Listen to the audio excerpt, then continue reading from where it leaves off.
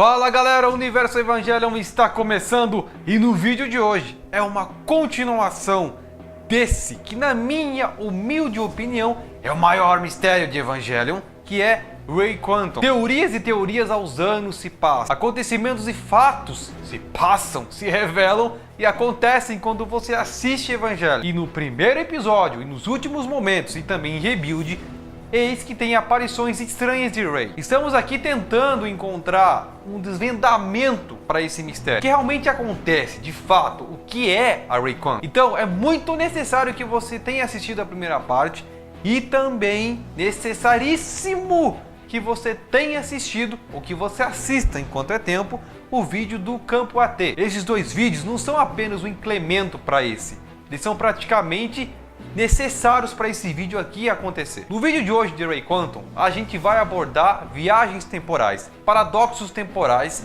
que envolvem Rei. Neste caso, Rei Quantum. Então eu quero que vocês prestem muita atenção no vídeo de hoje. Muita mesmo. Porque o que eu vou falar aqui é uma solução de fato do que é a Rei Quantum. Bora pro vídeo!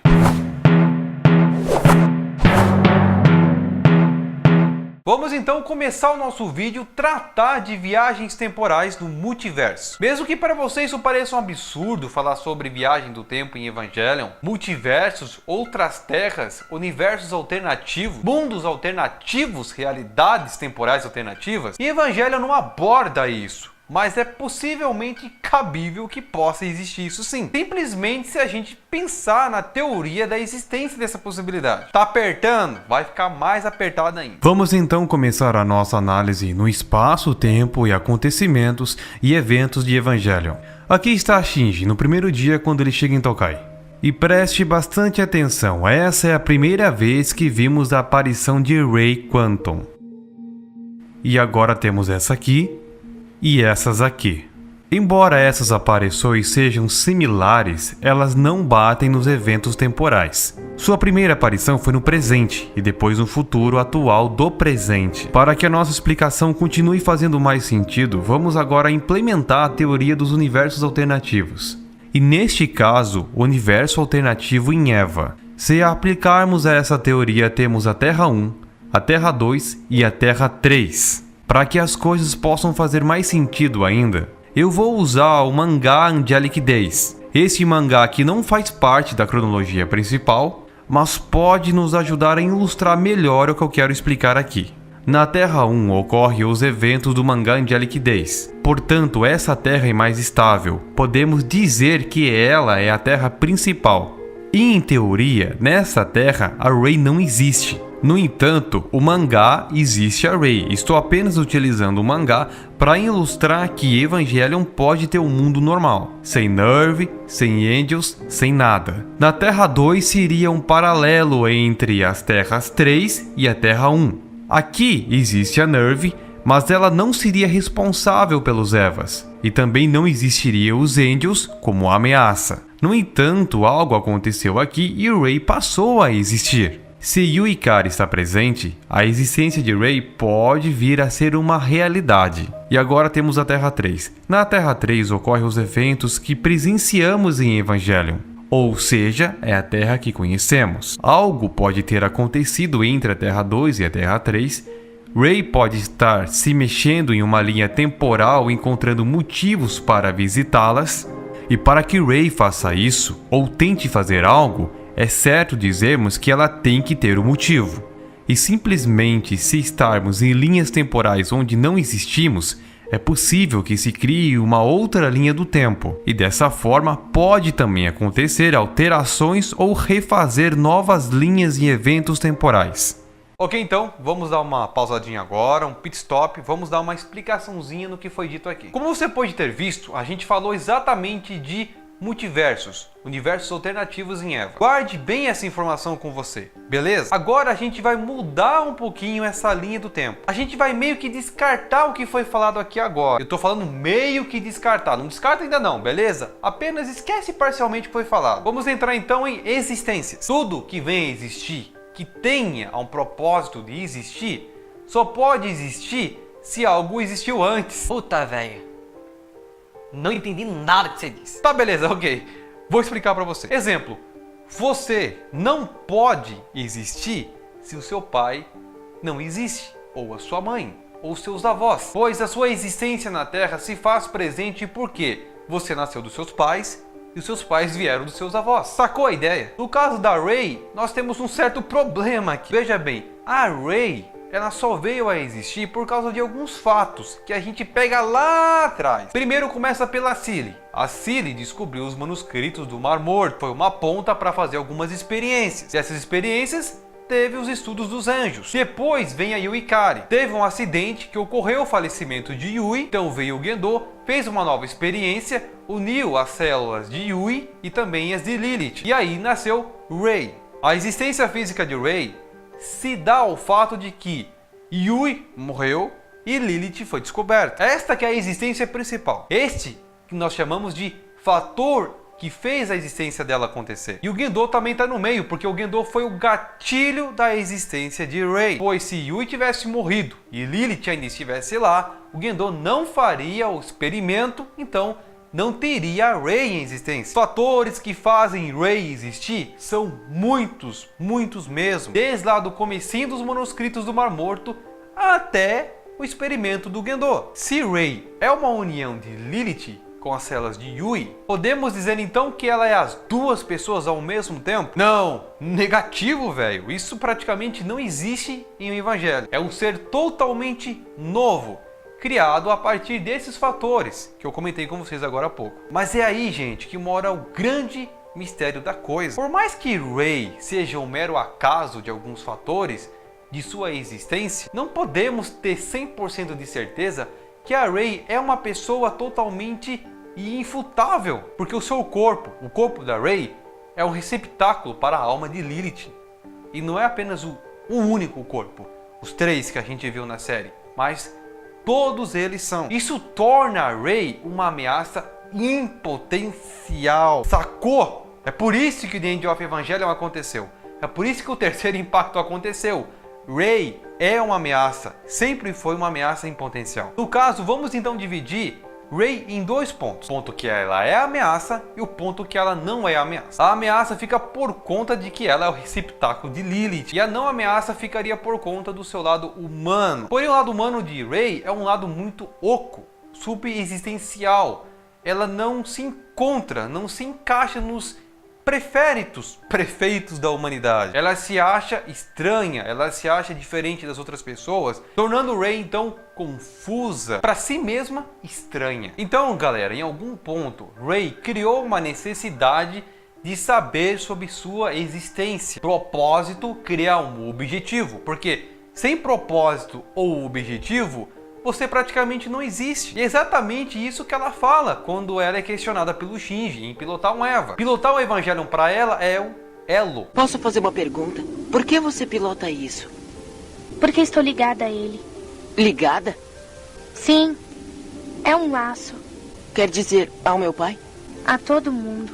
Ou seja, poderia ser também uma espécie de propósito. Mas ter um elo não é a mesma coisa de ter um propósito de vida, que simplesmente resulta em sua existência. Então agora nos é levado até o episódio onde Rey e Kaoru se encontram pela primeira vez. Essa cena que praticamente alguma coisa aconteceu ali. Então preste muita atenção nessa cena. Aparentemente não aconteceu nada, ok? Então vamos voltar para a teoria. Eu acredito que nessa cena alguma coisa adormecida dentro de Rey se revelou, se manifestou. Nesse caso, Lilith, ou a alma de Lilith. Essa Rey que você está vendo na cena é a Rey 3. Mesma Rey que inicia o terceiro impacto, é a mesma Rey que trai Gendo. E essa Rey 3, ela consegue fazer tudo isso em um curto espaço de período de tempo. Ela não aprendeu tudo isso. Ela não teve uma experiência como foi a Rey 2. Rey 3 também manifesta alguns déjà vus. Beleza, como a Rey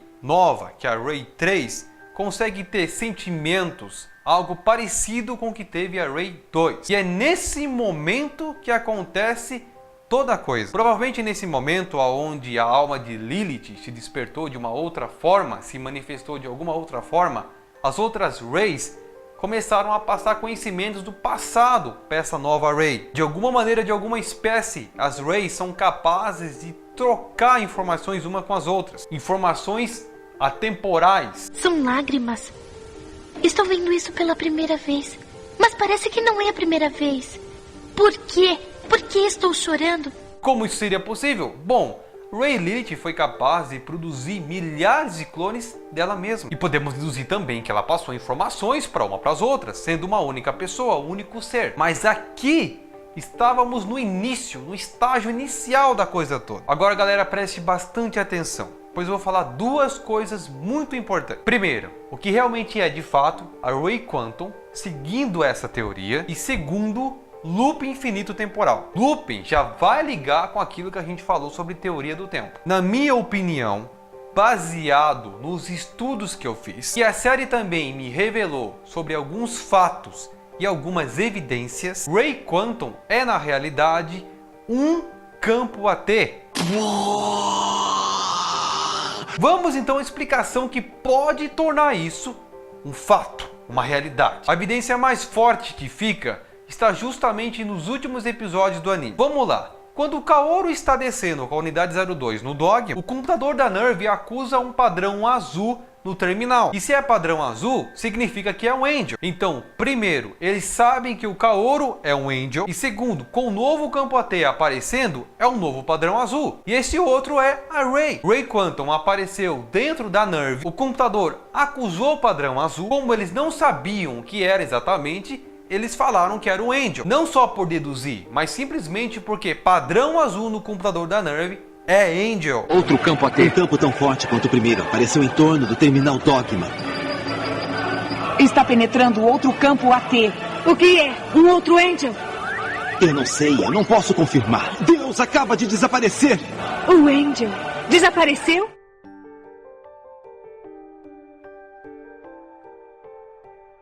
Não mostrando o corpo, não mostrando nenhuma evidência física que seja, deu o padrão azul, é um Angel. E Angel só dá para ser detectado no seu campo AT. E ainda continua.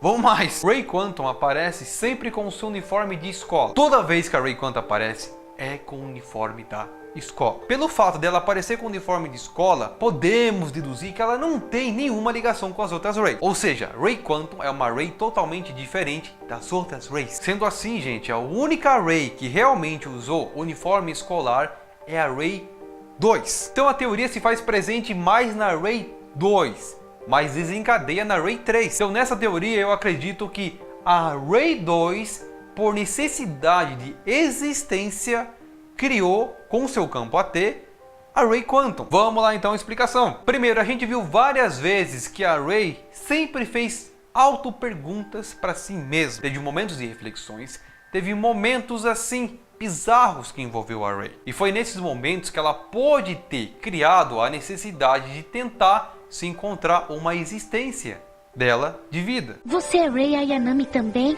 Correto. Sou a coisa reconhecida como Rei Ayanami.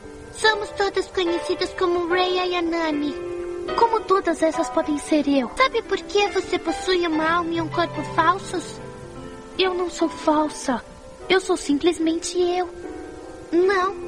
Você é uma casca vazia com uma alma falsa, criada por um homem chamado Gendo Ikari. E sobre um fruto de sua vontade, Rey Quantum acabou nascendo sobre um subproduto de Rey. Kaoru mesmo nos disse e confirmou que todo ser vivo possui um campo AT. E Rey é nada mais nada menos que o receptáculo de Lilith. Provavelmente ela deve ter um campo AT, e um campo AT muito forte e poderoso. Mas como ela não conseguia encontrar sua própria existência, talvez no seu subconsciente, ela criou a Rey Quantum com o seu campo AT. No entanto, como de certa forma os clones de Rey possa ter uma certa ligação, quando Rey 3 começou a ter seus déjà vus, ela ligou os elos das Reys, fazendo com que a Rey 3 pudesse ter informações de antigas Reys, de antigas vidas, de antigos acontecimentos. Como Rey 2 utilizava por muitas vezes seu uniforme escolar, quando se materializou a Rey Quantum com seu campo AT, ficou a Rey Quantum daquele jeito. Ela sendo um campo AT e tendo a sua subexistência de vida em Lilith e também em outras Reys, ela pode sim vagar por aí. No entanto,